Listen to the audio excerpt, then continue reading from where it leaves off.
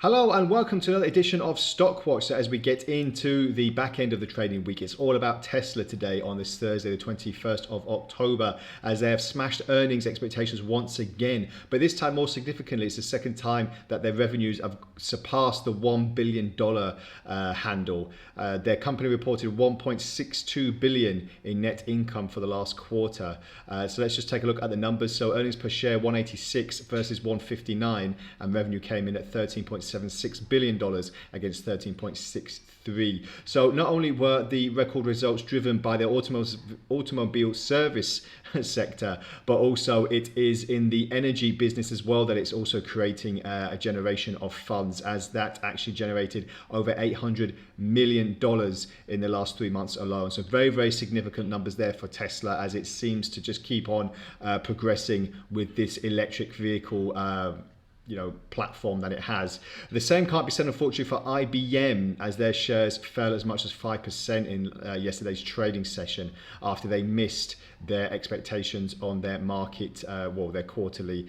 So the revenue came in at 7.62 billion against 17.77 billion, and the CEO did say the results fell short vastly of their expectations for the quarter. So a little bit of a role reversal for IBM and Tesla in particular. So we'll see how that affects markets in general. So I have this on the daily. Tesla's market progression didn't really go too well, as it was kind of priced in the fact that Tesla were going to have a very big earnings beat yesterday. And as you can see here, so from 2 days ago, we had the black candle, and now we've had pretty much a little bit of a hammer that's set down for the downside at the moment. But prices did obviously finish on a high, if you look at the fact that we are trading well above the $800 mark handle at the moment. So we're going to see if that comes into fruition in the next few trading days. Obviously, we're going to see also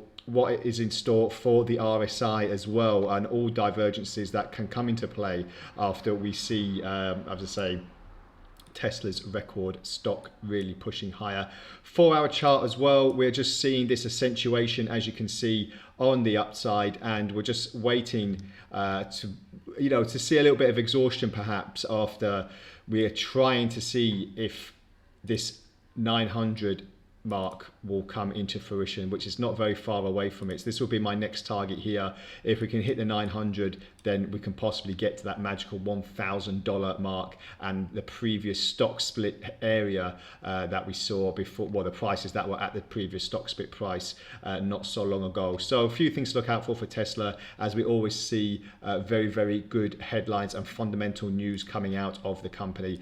IBM, on the other hand, we're just waiting to see now how precarious stock prices will be and how detrimental this move to the downside will be when markets do open up shortly. So at the moment, with the assistance of the Ichimoku cloud, we are just peaking on the top border, which means that if we do hit it, the border is quite thin, so saying that we could see a move to the downside quite significantly, and that will lead me personally towards the lower end of the 130 range, which will be quite significant as well. Again, not too much in the way of divergences. You could say this was possibly going to be a more heavier bearish divergence, but it hasn't really come into fruition at the moment.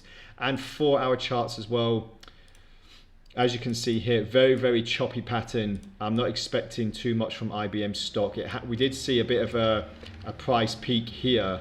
However, this could be a fact that it could be a little bit too much for IBM at the moment. Price is just waning to the downside now. As I said, if we can touch this top border of the Ichimoku cloud, bears will start entering the market quite significantly, and then a push, as I said, to the lower region of the $130 would be my next aim. So we'll just have to wait and see if that comes into fruition after the big fundamental news events of the earnings season are coming out.